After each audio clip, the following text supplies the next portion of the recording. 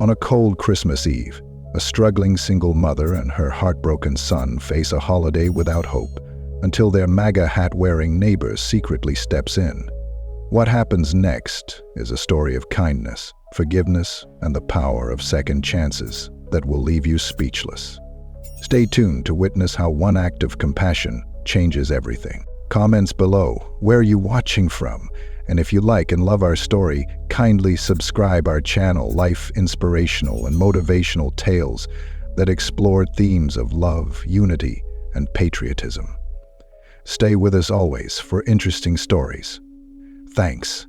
Let's start the story. The neighborhood sat shrouded in icy silence, a stillness broken only by the faint glow of Christmas lights in the distance. Inside a small, dimly lit house at the end of the street, Emma Green sat slumped on a worn-out couch. Her shoulders sagged under the weight of endless worries, her hands fidgeting with a threadbare blanket.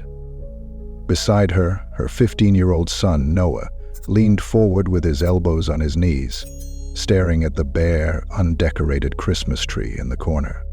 "Mom," Noah said softly, his voice carrying a sadness beyond his years.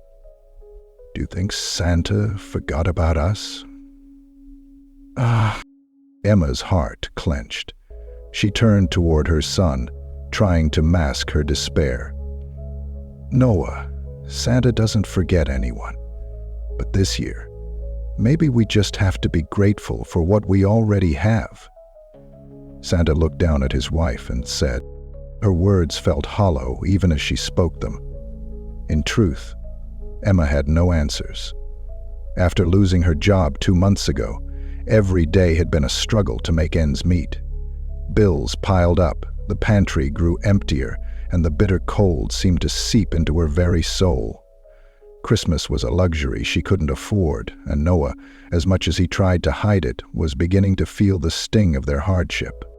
Across the street, their neighbor, Ethan Hall, was finishing shoveling the snow from his driveway. His signature red MAGA hat was snug on his head, a garment he wore not as a statement but out of habit. Ethan was a man of few words, often misunderstood by those around him.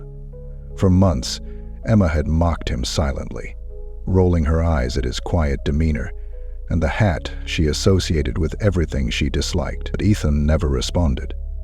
He would wave politely when they passed on the street, his calm eyes betraying no hint of resentment. He now summoned the courage to look at Margaret. That night, as Ethan stood in his yard, the muffled sound of Noah's voice drifted through the thin walls of their homes. Ethan paused, his breath visible in the cold air. He could barely make out the words, but the sadness in the boy's tone struck a chord. He leaned his shovel against the fence and stepped closer, straining to hear. "Dear Jesus," Noah whispered, kneeling by the couch. "Please help my mom smile again. She's tired and sad, and I know she's trying her best. I just want us to have a happy Christmas. Please don't forget about us." Ethan stood frozen. The boy's plea carried a depth of sincerity that left him momentarily speechless. He gazed at their house, its dimly lit windows and barren porch a stark contrast to the festivity around the neighborhood. He felt a pang in his chest, a mixture of compassion and determination. Ethan knew what he had to do. The following morning, Ethan set out with a plan. He drove to town, his heart heavy with purpose. At the grocery store, he carefully selected items for a holiday feast: ham, fresh vegetables, canned goods, and a box of cookies he thought Noah might like. At the toy store, he browsed the aisles until he found a set of art supplies and a soccer ball. Imagining the boy's face lighting up at the sight of them, he added a few ornaments and string lights to the cart, picturing their bare tree transformed into something magical. Teresa's smile proved transient as she climbed to the top. When the cashier scanned his items, she gave him a curious smile. "Planning a big celebration?" she asked. Ethan shrugged with a soft chuckle. "Something like that," he said, his voice calm and warm. Back at home, Ethan wrapped each gift with care. He chose shiny paper and tied the packages with bright ribbons, ensuring every detail looked as though it came from Santa's workshop. He wrote a note on a small card. For Emma and Noah. Merry Christmas from a friend. He tucked the card into the largest box and set everything aside, waiting for nightfall. The day dragged on for Emma. She tried to distract herself by cleaning, but every glance at the bare tree in the corner brought a fresh wave of guilt. Noah deserved so much more than she could give him.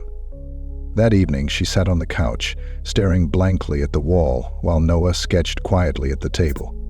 His drawing was of a snowman standing next to a brightly decorated Christmas tree, a scene so far removed from their reality that it made her chest ache.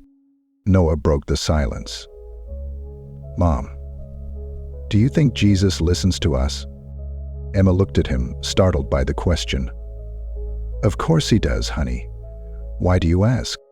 Noah hesitated, his pencil pausing mid-stroke. "Because I asked him for help, and I think he'll send someone." Emma forced a smile, though her eyes betrayed her doubt. "That's a nice thought, Noah, but sometimes we have to help ourselves." Late that night, as the neighborhood slept, Ethan donned his coat and scarf, his MAGA hat firmly in place. He loaded the gifts and groceries into a large bag and carried them to Emma's porch. The crisp air stung his cheeks, but he moved quietly and quickly, arranging the items neatly by the door. He placed the note on top, took a step back to admire the display, and then rang the doorbell. Without waiting for an answer, Ethan slipped into the shadows, watching from a distance as the door creaked open. Noah appeared, his wide eyes taking in the sight before him. He gasped audibly, calling out to his mother, "Mom, come quick. Santa came. Jesus heard us." "Aha." Emma joined him at the door, her mouth falling open in disbelief. "What is this?" she murmured, scanning the dark street for any sign of the gift-giver. But the snow-covered road was empty. Noah knelt by the gifts, his hands trembling with excitement. "Look, Mom. Food, toys, decorations. It's a Christmas miracle." Emma stared at the packages, her emotions a whirlwind of gratitude, confusion, and pride. She fought back tears as she watched Noah's joy, but a nagging thought lingered in the back of her mind. Who had done this? And why?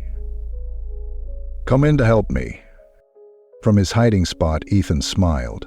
Seeing Noah's happiness was all the reward he needed. He turned and walked back to his house, the snow crunching under his boots as he disappeared into the night. The next morning, Emma was visited by her neighbor, Mrs. Clark, who arrived with a plate of cookies. The older woman's cheerful demeanor was a sharp contrast to Emma's lingering confusion. "Merry Christmas, Emma," Mrs. Clark said brightly. "Looks like someone made your holiday extra special."